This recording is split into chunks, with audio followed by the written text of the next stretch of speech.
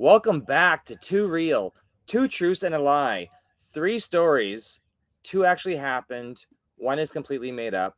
Your job is to figure out which one. But this week, there's a twist on the twist because every story tonight is about the same thing: a system, an algorithm, a chatbot. Two Real, Two Truths and a Lie. Sorry. A piece of technology making a life-altering decision about a real person. And in every single case, the question isn't just real or fake. The question is, when the system fails you and you made a choice that left you exposed, are you the asshole? Exactly. As we go through each story, think about two things: real or fake. And who's actually responsible when it all goes wrong? Is it the system, the company, or the person who trusted it? No right answers, just gut reactions. Let's get into it. If you're new, subscribe now. We do this every Monday. Two real, two truths, one lie. Excellent. And before we get started, we've got a bonus. This is our 8th episode. So we're on month 2 of every week going on with these stories. And we have a special guest joining us this evening. And I'm going to bring our special guest into the conversation. This is Penelope. Hello, Penelope. Hello. So, Penelope is one of our top students with her channel on YouTube here. It's at Mind Mystique 11. So you need to check that out. But she is going to be joining and adding her commentary onto the stories this evening. So with that, let's get started. So, story number 1. Am I the asshole for trusting a phone number I Googled when I lost my entire retirement? I need someone to tell me whether I'm the asshole here, because I've been sitting with this for months and I still can't decide. I'm 61 years old. I spent 35 years building my retirement. Building my retirement. Not in a pension, not in a savings account, in crypto. I did my research, I understood the risks, and for years it worked. I had 1.3 million in digital assets across 3 wallets. Then one afternoon, my phone rang. The number that appeared on the screen was the real legitimate support number of one of the platforms I use. I know this because I've seen it before. I've called it before and it looked exactly right. The person who answered said there had been suspicious login attempts on my account from 3 different countries. They knew my account name, they knew my email address, they knew the approximate value of my holdings. They said they needed to verify my identity immediately to prevent my assets from being locked.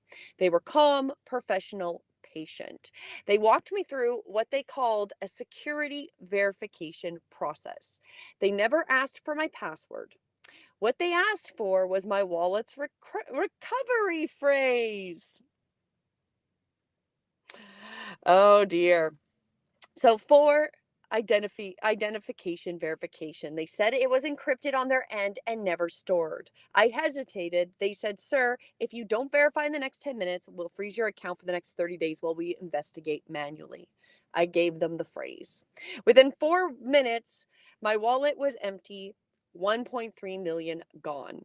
I hit the callback on the number, it disconnected. I went to the actual company's website and called their main line directly. They told me they had never called me. They don't have my telephone. They don't have a telephone customer support, and they would never, under any circumstance, ask for a recovery phrase. What had happened? What I only understood afterwards is that the number on the screen was spoofed. The scammers had made their outgoing call appear to come from a real company, or the company's real legitimate number. When the call came in showing the company's real number, I believed it was. And when I tried calling back, I hit call back at the same number, the number that appeared on my screen, which routed me straight back to the scammer, not to the real company, to them. Here is what I didn't know, and that it's now too late. A spoof number doesn't only work in one direction. The scammer can make a call appear to come from a legitimate number. But when you hit callback on that number, you are not reaching the real company. You're reaching whatever line the scammer has set up to receive callbacks. The display is fake. Hitting callback routes you back to them. I didn't know that. I hit callback. I thought I was verifying. I wasn't. And then I gave the recovery phrase to someone on that call, which is the single thing you're never ever supposed to do ever under any circumstances for any reason. I knew that. I read it multiple times and I did it anyways because a calm professional voice told me my retirement was about to be frozen.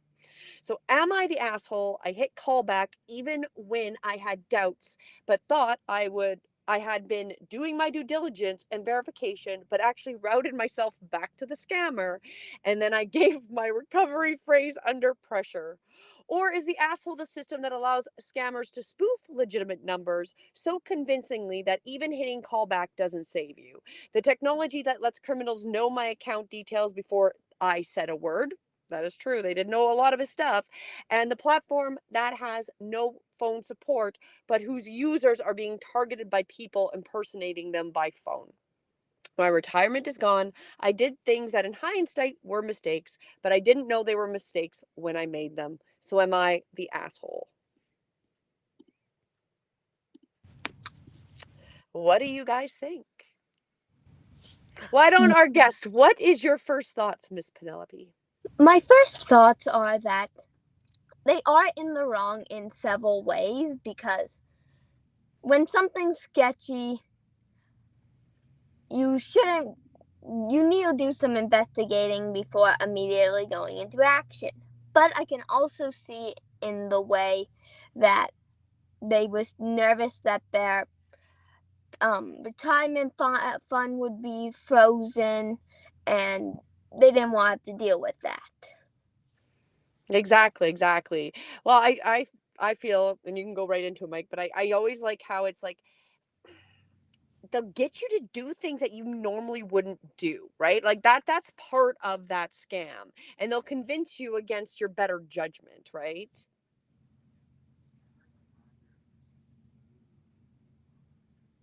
Oh, I don't know if I can hear you, Mike. I think you might be Yeah, muted. I think he's muted. No, somebody muted me. Well, So I had temporarily muted while I what talked. was my comment? It was noisy. What was my comment? Hackers and scammers are smooth operators. So number one rule of crypto, don't trust anybody. When you're setting up these online wallets, that's the first set of instructions. Never give out your recovery phrase because the platform never needs it. So I do think you're the asshole but you were it was an elaborate trick, very elaborate. It was an elaborate trick. It really was, right? Also the big thing is like I don't think people realize these spoofed numbers. Like if they call I get this often where it looks like a legit number, but then you're like, but why would this company call you? And then you go into their website or whatever and you kind of realize they don't have an out calling thing, or you do some research. And really, if you're ever going to call a company back, you need to go dial the number in. That is also part of it. So not only go to their website and make sure it's the right same number and it's matching, you need to dial that phone number in because it's going to just reroute you and reroute you to the scammer, right? And I don't think people realize that. Well, this is why the rules are like with cybersecurity, with crypto, trust no one, because that minute you assign trust to a relationship, it could go very well for you or very poorly, just because it's and it's just one decision, one moment, right? Because he could have just said, "Hey, this seems weird," not do anything about it, but he acted Exactly. right away.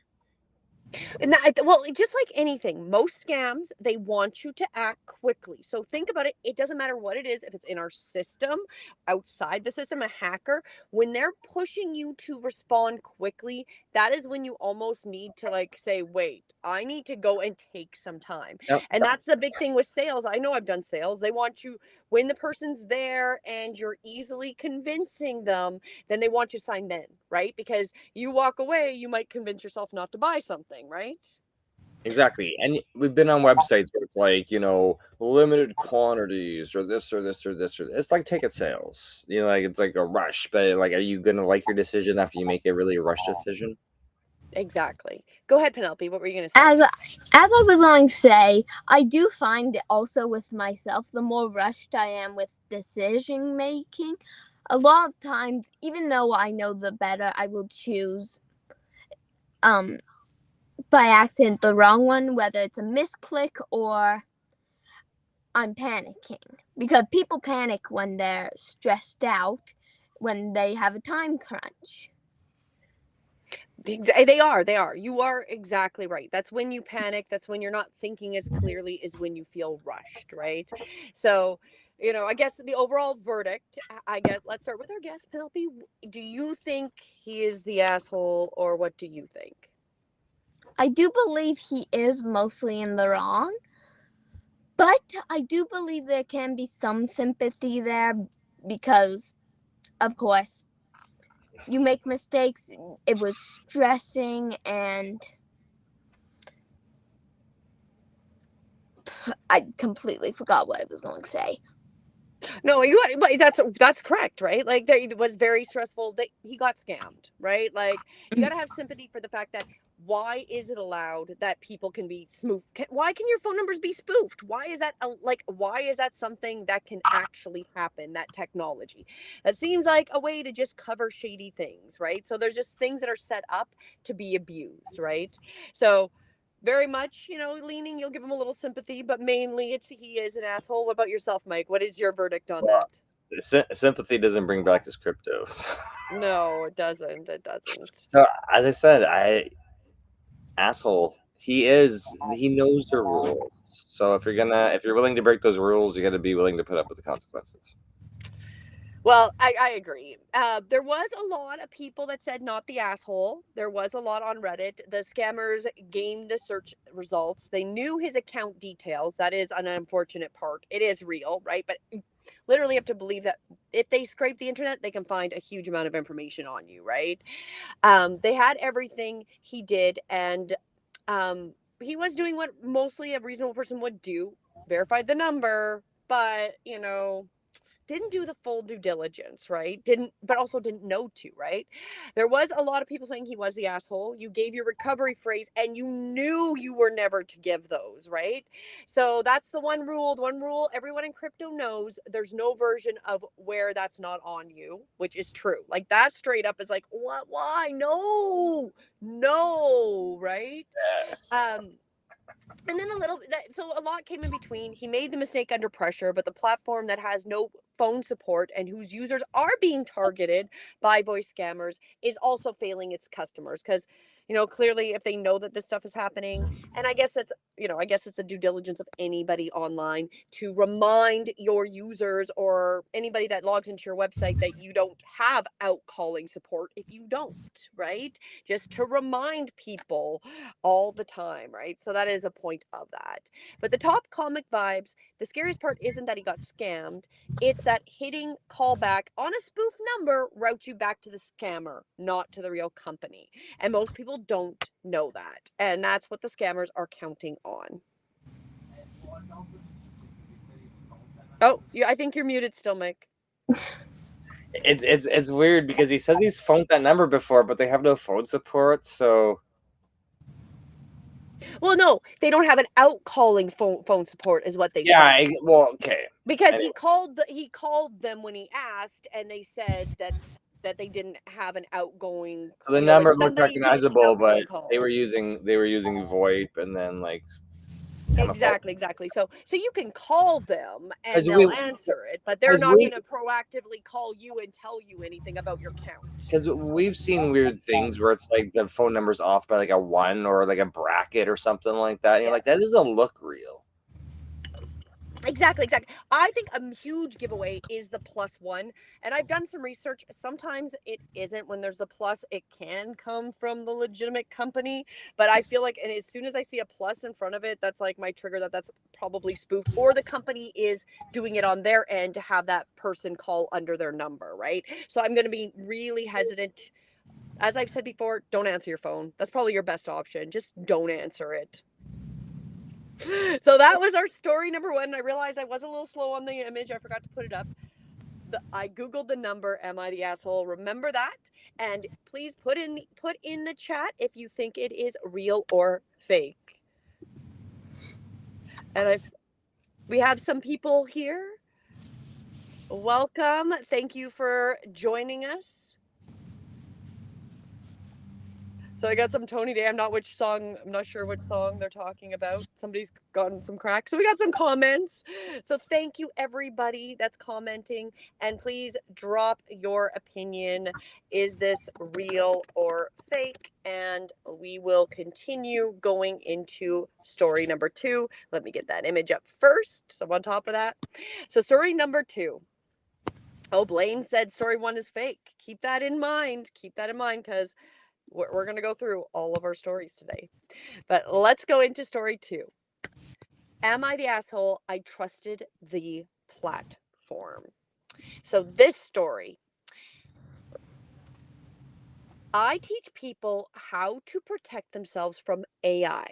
That's my job. I have been doing it for years. I have nearly 600,000 followers across my accounts.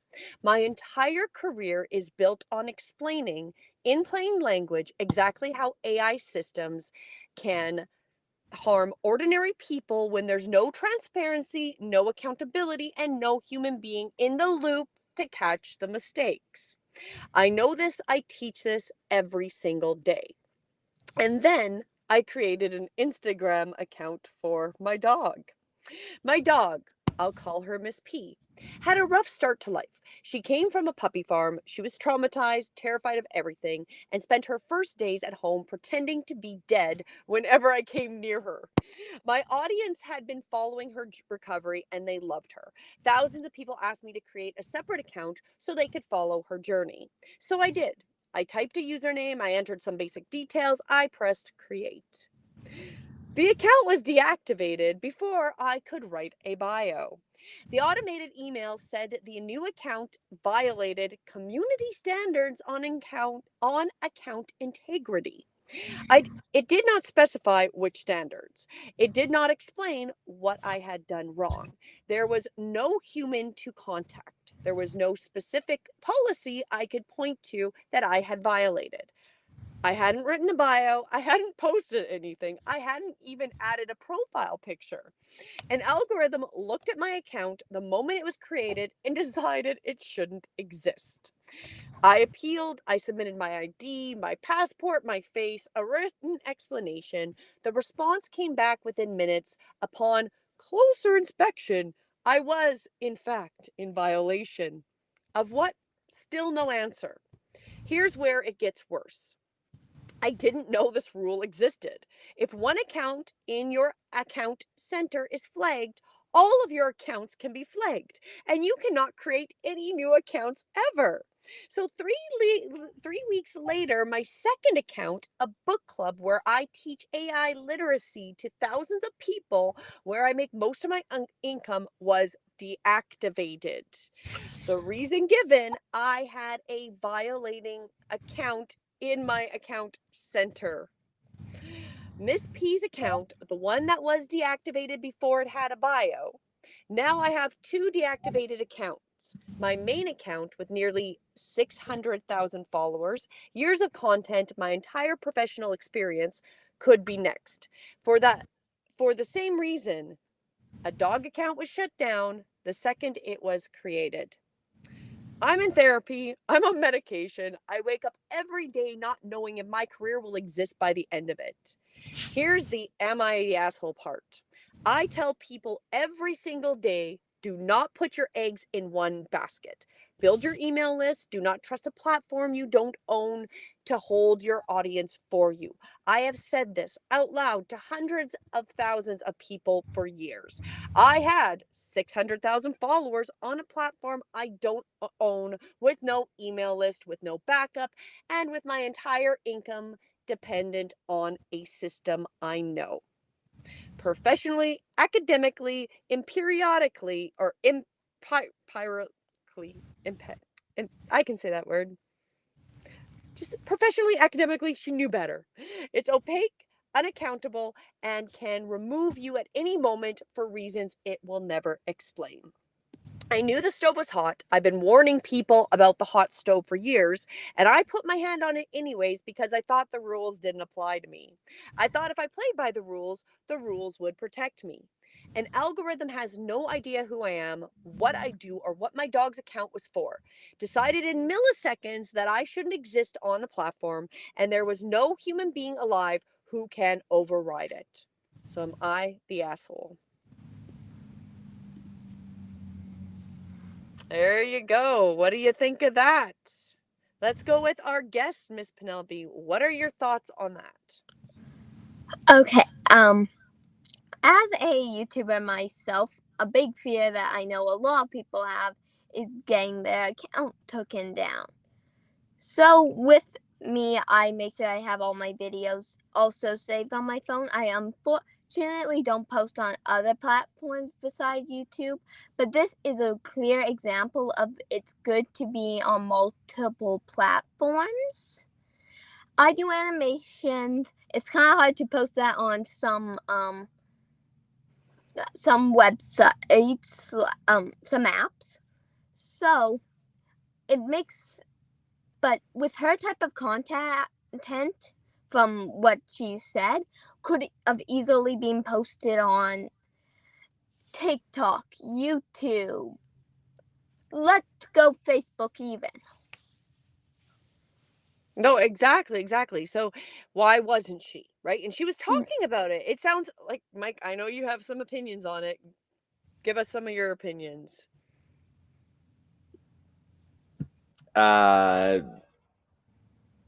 This is why, if you don't know, I learned a long time ago, when you don't own the list, when you don't own the customer list, that is a bad day when you learn that. So you need to build multiple audiences everywhere. It's not surprising, because of course your account can get banned at any time, and we have students where they got one closed and then another one was closed. They were like, I guess you violated gray area, and you're just going to have to wait until they, confirm your identity and let you back in, and then just be cognizant that you want your content everywhere. Well, that's if you can get back in and get your Exactly. content, right? Or you have to start all over again and rebuild.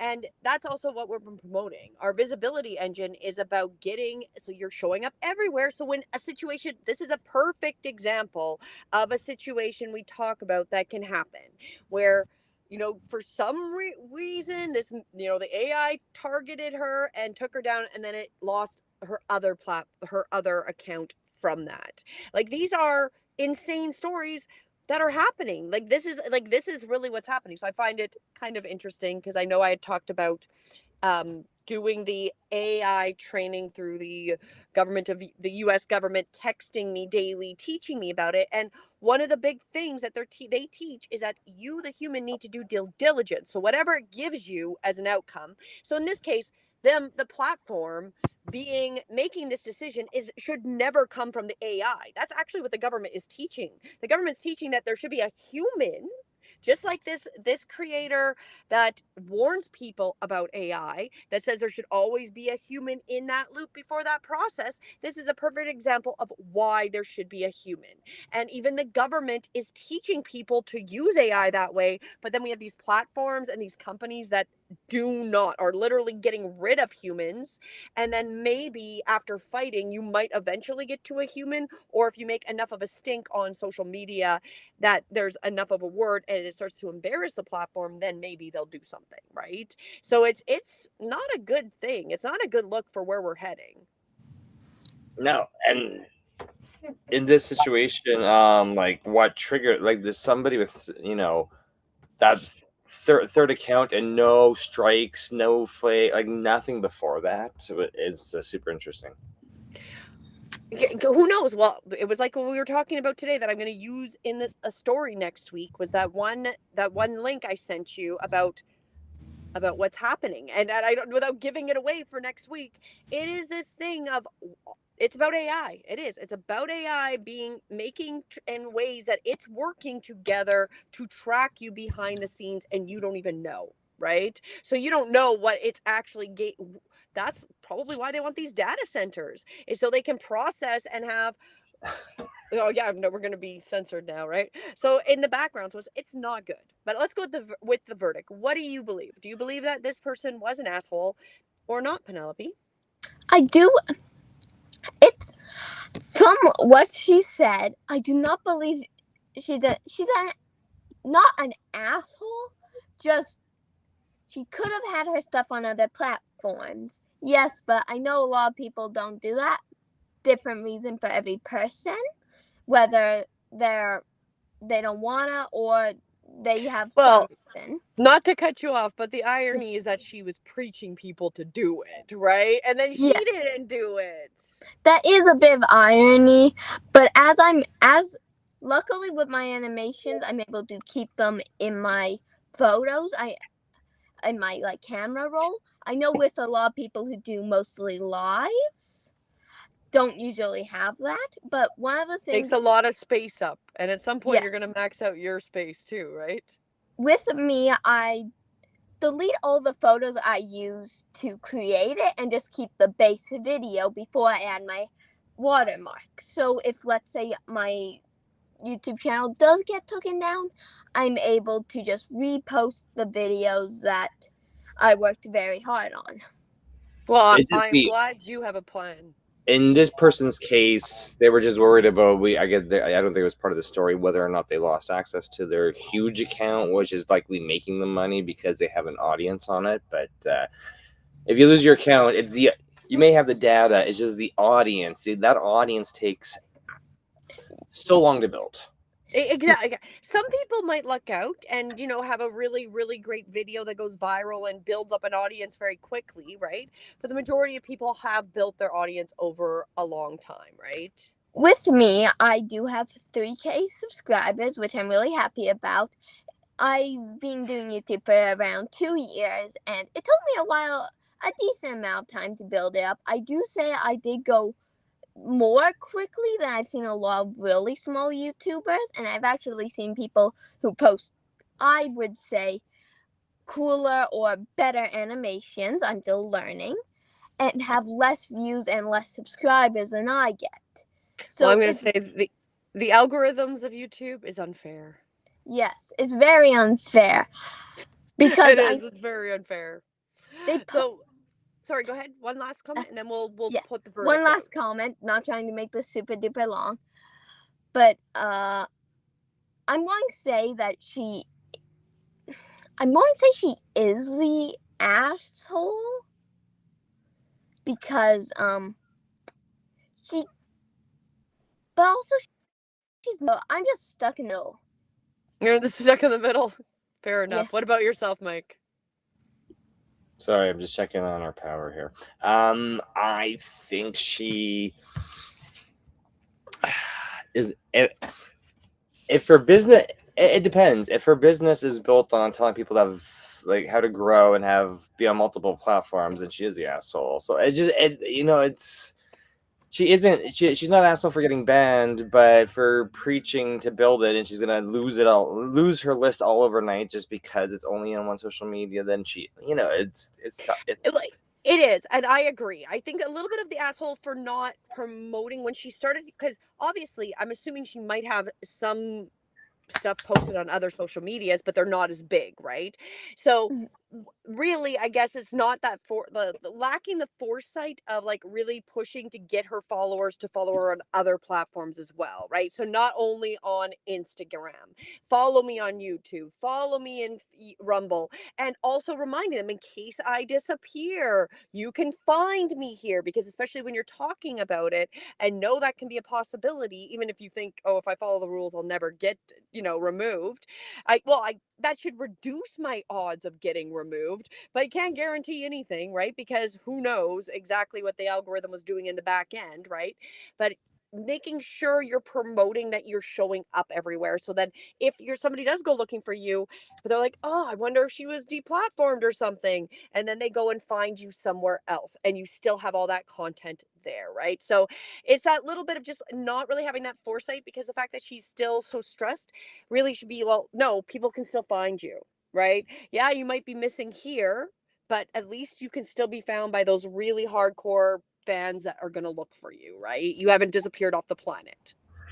If you had that email list, you could just email them saying, "Hey, I've been deplatformed," or send a text blast out.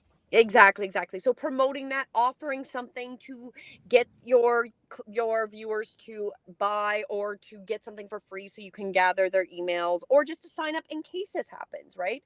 And that's actually a good learning for us. We should be doing that as well. So that'll be something we'll have to implement in the next few weeks. Just, give that motivation. Like if something happens on a platform, you can follow us here and subscribe to be notified, in case we do disappear. Because and I was actually going to say, in the worst case scenario, you could be deplatformed simultaneously off of every platform. In the future could be very possible, especially with the data centers. I'm saying, right, that you do one wrong move on one of them and you could almost just not exist on every platform. We might not be there, but it could be very simultaneously that you get deplatformed off of a number of them at one point, right? I wouldn't doubt that that is going to be a possibility. But the overall was that she was not an asshole, was the Reddit's. She didn't do anything wrong. A dog account that had no bio, no photo, no post was flagged by the algorithm that couldn't possibly have assessed its content. This is pure automation overreach with zero accountability. And that's very, very true, right? Like, there wasn't even anything there. You literally banned an account from being opened, right? And there wasn't even a The name was offensive. the letter P, if that's what she named it, I don't know, right? Because that was actually my only thought when I was going through this. I'm like, well, if it's the name P, maybe that was what was offended. I don't know.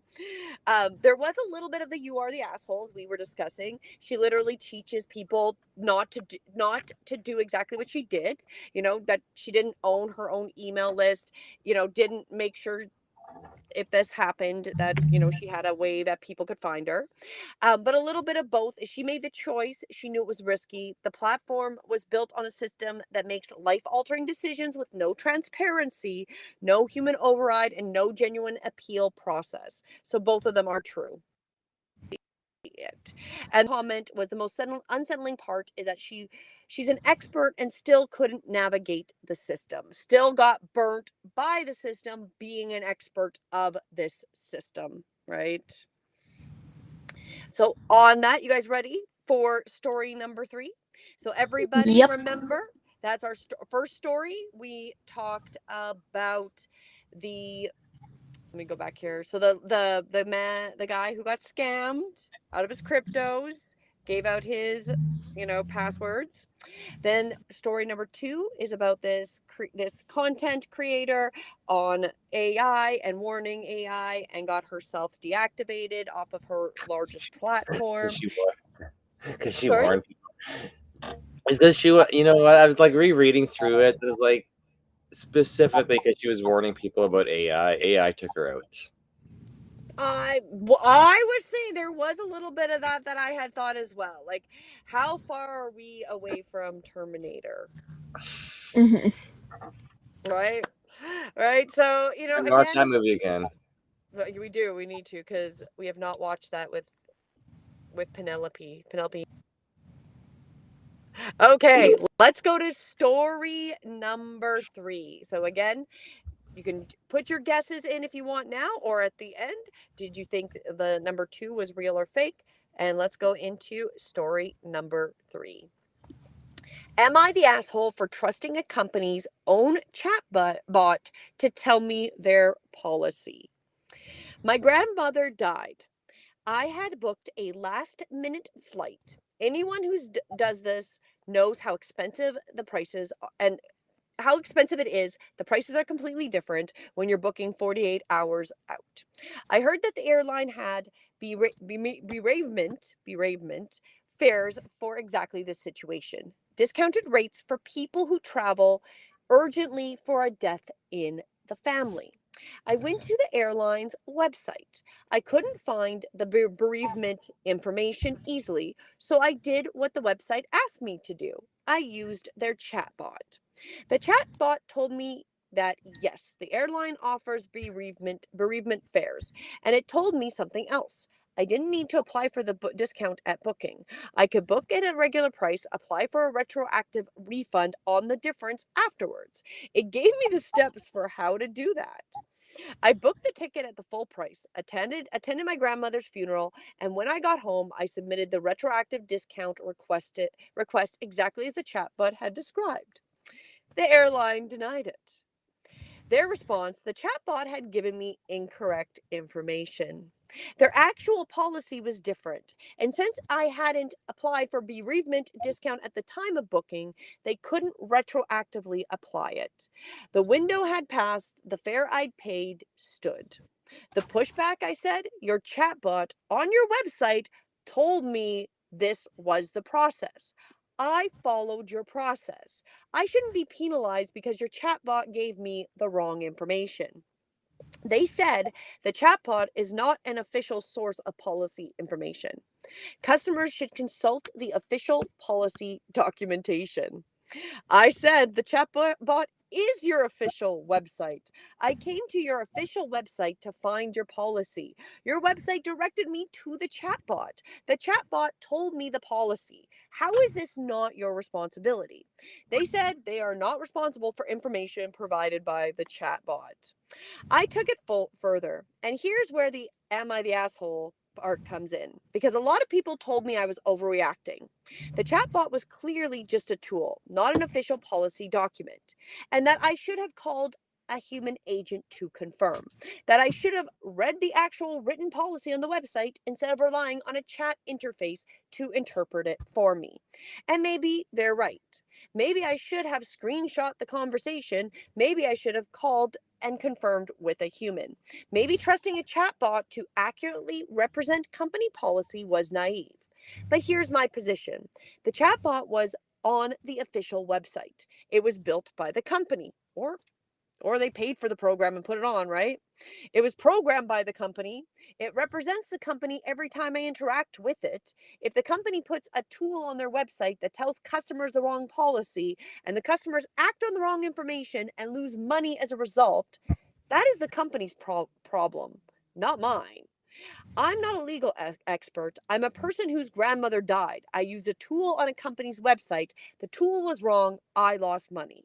So am I the asshole for taking a chatbot at its word?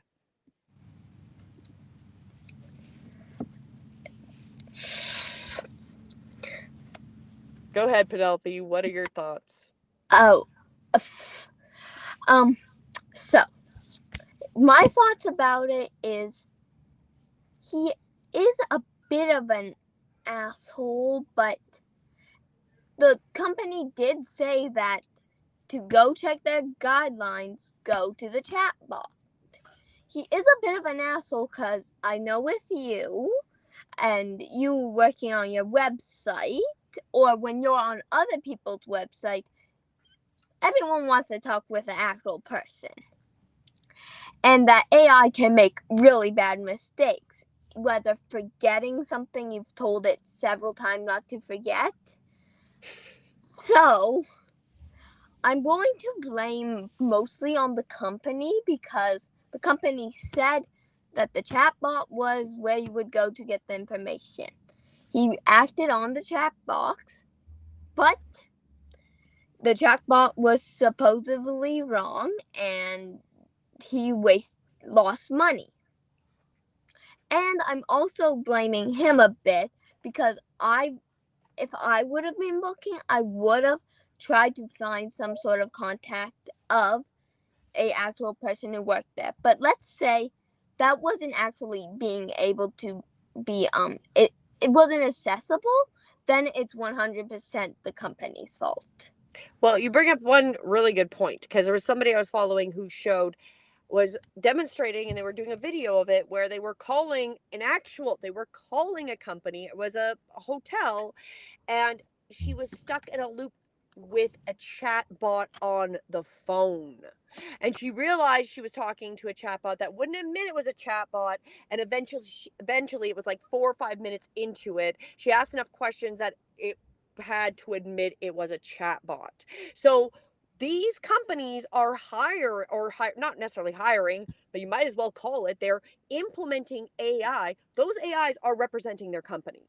It is, in my opinion, and you can go Mike next, but I'm going to say completely, I'm going to say the company is the asshole. Because if they're using it and they've put it up on their website and it's representing their company, and they don't program it with the right information and they're giving out the wrong information, that is on the company. Sorry. 100%. But we bring this up a lot where website Google Maps details are wrong, company information on their website is wrong. There's all these instances where you find wrong information publicly. So more so on the there was one piece of information, having no screenshots is a bit of it. When you have no evidence to point out to back your side of it, I know people don't think about taking documentation, but I'm like, you need to have documentation because you don't know if you're dealing with legitimate company, legitimate website, because this is also where people get scammed. I know this was booking airline flight, but is every website on the internet valid with even like with airfare? Because unless it was with that particular, I'm assuming he booked it with a particular company, but I know there's like, oh, I booked it with this like this airline company, and they booked the ticket for me, and then all the rules are opposite or whatever. Because Yeah. So you got to speak to humans if you want to know the actual bereavement policy. Well, but then there's the problem, like I said, where you could call, and are you even going to get a human again? So are we getting circle jerked, right? So you go to the website, it's giving you the wrong information, or you want to verify with somebody, so you call. Whenever you want a deal, whenever you want a deal, it's going to be the hardest deal to get, because unless it's listed and you book it at the time and they follow through with like. Realistically, there should be a way for people to book for funerals, right?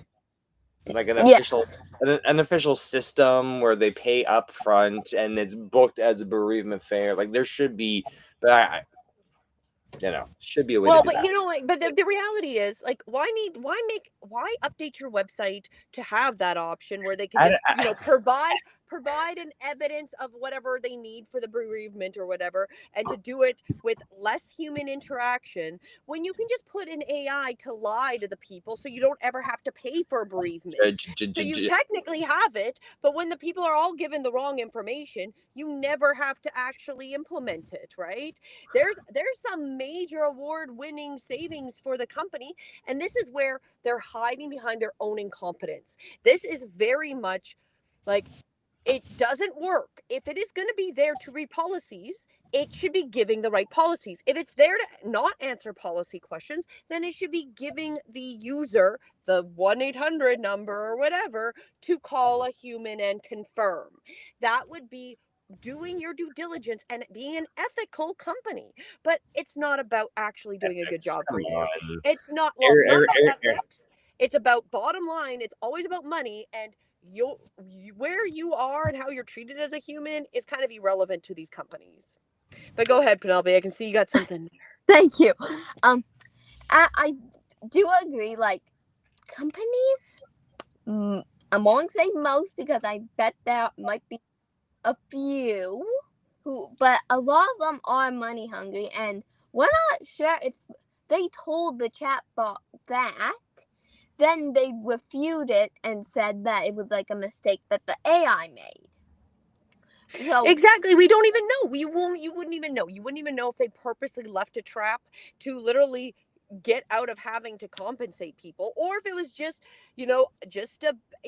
not a foresight that wasn't really there, and it's reading something from another AI company that's using it for another flight company, right? So the AI could actually be used at another competitor who that's their process. And so it's just giving you whatever it's pulling from the background database, which again, if I talk about the AI training I'm doing that I had done through the US government on the texting, it talked about needing to confirm that the information you were getting is up to date for that company too, right? So AI is going to pull stuff, but if historical stuff comes up first, it may not dig farther, right?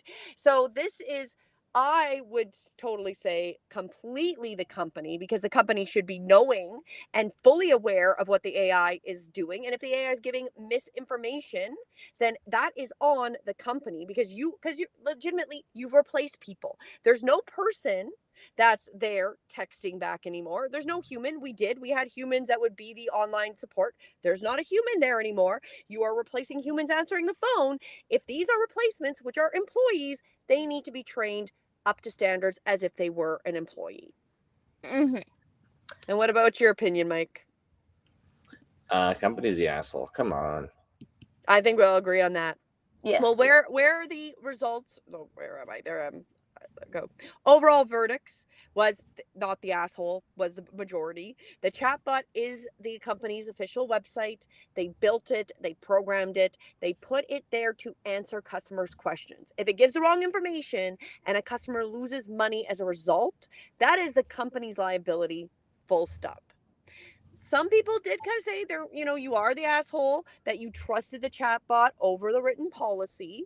You didn't screenshot the conversation and you didn't verify with the human agent. You didn't call for a financial decision. That's on you. But like we talked about, they're already replacing people that are on the phone anyways, right? And then there was a couple comments like he should have verified, and the company should not be able to disclaim responsibility for a tool they put in and deployed on their official website, like I was saying.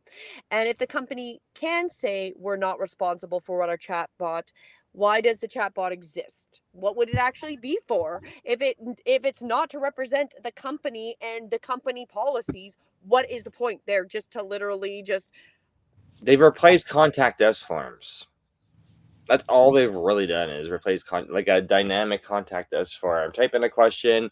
Here's an answer, but please call our customer service number at 1-800. Well, it didn't even tell them to do Well, that. I know. It gave them a full process, Mike. Like that, I find amazing is that Hallucination. That from the other airline company that it also works for. And in mine, I don't usually with chatbots, because I've seen on other websites, you will ask them a question, they'll have no response and immediately like, go contact a human. Exactly. So That's what's supposed to happen if it doesn't know. So it is very suspicious that it even gave out a process. So my thought is very much about the story we were talking about that I'm going to cover next week, where it's doing the same thing. Like literally, I'm wondering if it's one consciousness, all this AI that's literally communicating and building a background platform.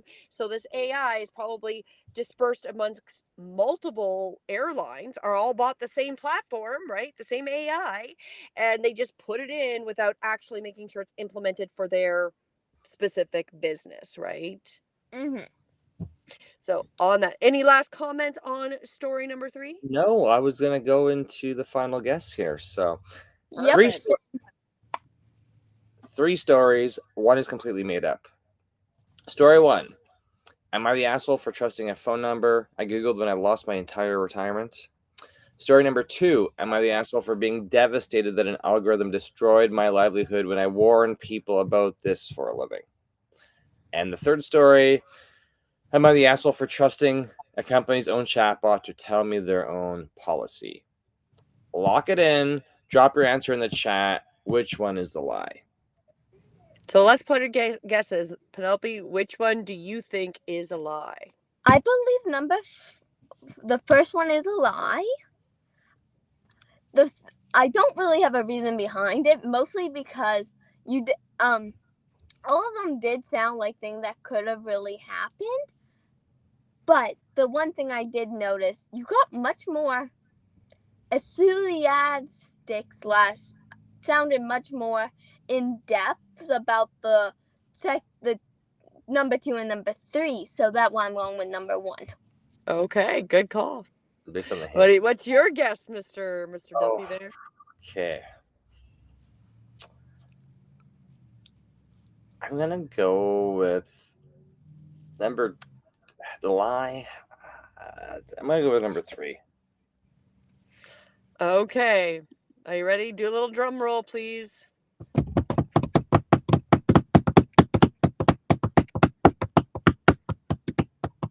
And the lie was that you were safe. They were all real. They were all from real stories that happened. Damn. So that got you guys this week. There was no fake story. And it's really, when you go with this, what we're talking about is we've done now 8 episodes, 2 truths and a lie, and every episode there's been a fake. A story that was written to sound real but wasn't, because we needed one. Because the format, we were looking for one. This week, there isn't one, because we looked at what's actually happening right now. The AI systems, the platforms, the algorithms, the automated decisions being made about real people's real lives. We couldn't find a fake one that's worse than the truth at this point. So that is the point. The man who lost his retirement savings after a spoofed phone number displayed on his platform, displaying his platform's real number, hits callback to verify, routed to a scammer. The AI ethicist, is that how you say that? Ethicist, someone who spends her entire professional life warning people of exactly this, being deplatformed by AI algorithms, made her livelihood threatened by an algorithm, and that couldn't tell the difference between spam and an account for a dog. And then a grieving man was told by an airline they weren't responsible for what their own chatbot said, until a tribunal told them otherwise. And as a side note, that was actually Air Canada. I was gonna say that was Air Canada. That's from what I know about Air Canada and what I've seen. That makes sense. That's so bad when my almost 14-year-old says that makes sense. Okay, But so sorry, go ahead. One more comment. No wonder it was so hard. The only clues that I could have got was the damn voice things. Thanks a lot. I'm glad I got you.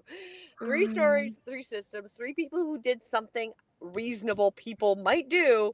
Google a number, create an account, use a chatbot, and their lives were changed because of it. And in 1 of 3 cases, did anyone face accountability at all? And it was only Air Canada. They did actually get to have to be accountable, because there was a bunch of noise. No one else was.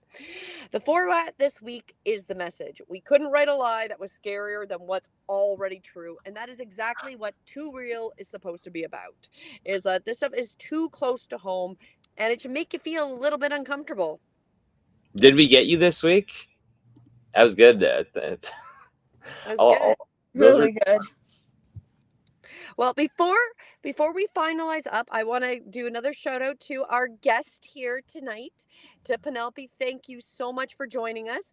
Go and subscribe to her channel. She's got a new video up. You make videos each week, correct? Yep, I post every week, whether it's a rant or animations. It's very, very good. Lots of great shorts, very entertaining. So go and check it out. That is her YouTube page. So we'll say goodbye. Thank you for joining us, Penelope. You can sign off. Thank you for having me. Have a great day. Thank you. Okay, Mike, let's finish up. All right. So we've got our resources for your journey. So these are all available on breathewithinyoga.com. We have the June Divine Timing Guide. I'll describe it this way. The summer solstice is Sunday, June 21st. Chiron enters Taurus. Chiron. Oh, I thought I would have to say it right. Enters Taurus on Friday. This guide tells you exactly what each of these days asks of you. We have the 6-month guide, Stay-Oriented, March to August 2026. It's 6 months of navigation and 25 pages. It's currently discounted, so if you add it to your if you add it to the checkout, you'll get 50% off. We're also still looking for beta testers for our Awaken Light app. It's a astrology and numerology ecosystem, and we're looking for beta testers. So go sign up at breathewithinyoga.com to be a beta tester. We also have the June thing we started, the Celestial Alignment Journey. This is the final week to join before the last session on June 20. Actually, there'd be 2 more sessions, right? Anyway, it's on the 23rd. So yes, there's tomorrow. Sorry, tomorrow, and then I was gonna say there's 2 more weeks. We've done 2. We're only halfway through June, so I'm getting messed up on the date. Your body, your chart, your healing, timed perfectly with the summer solstice. The link is in the description, and of course, the YouTube visibility engine.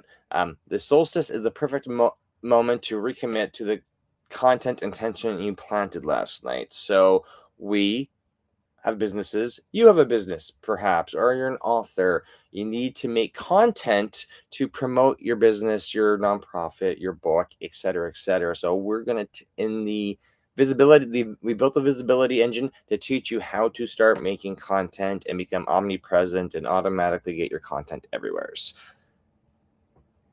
So next on, we'll move on to the live schedule. We've got that open yet. YouTube visibility engine, you can sign up at IamYouTubeFamous.com. All the information's there. We teach Visibility University Saturdays, every Saturday at 9 a.m. Eastern. So you can follow go follow my channel, I Am YouTube Famous on YouTube, and you'll see the notice about the live every Saturday, 9 a.m. Eastern.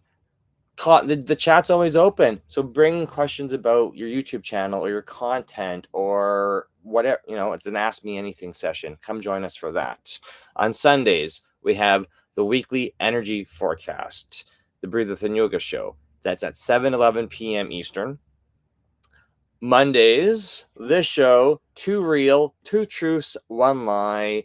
It's always at 7 p.m. Eastern, unless tonight it was at 8 p.m., but we'll show up for you and bring you 3 creepy tech stories because they're always fun to guess. We were surprised this week with 3 truths, right? We were looking for a lie, but it just wasn't there. And I tricked you guys this week. You tricked is good. I asked for that. And then Thursdays, honestly though, 7 p.m. Eastern, and that's kind of like our news show, right? But really, they all intersect between visibility, technology, AIs everywhere these days. And we invite you to follow us, Julie's channel at Breathe Within Yoga, my channel. And you forgot the last thing. So it's the technology, the visibility, it's the communication, but it's also the energy. So the astrology and the numerology. Yes. So they all overlap. They Yes. do. So because each week the next format's it's going to be the same. Each week we're going to continue. So make sure you come back next week for 2 truths, 1 lie. But after tonight, you might find it a little harder than it has been. Because we lied to you. We did. Lied. I'm the liar. So thank you again for joining us. Please do subscribe on your way out, like, and do share so other people that might find this content interesting and entertaining will find it as well. And on that, I think we're good. Have a great evening. Have a good night. Thank you again. Good night. Good night.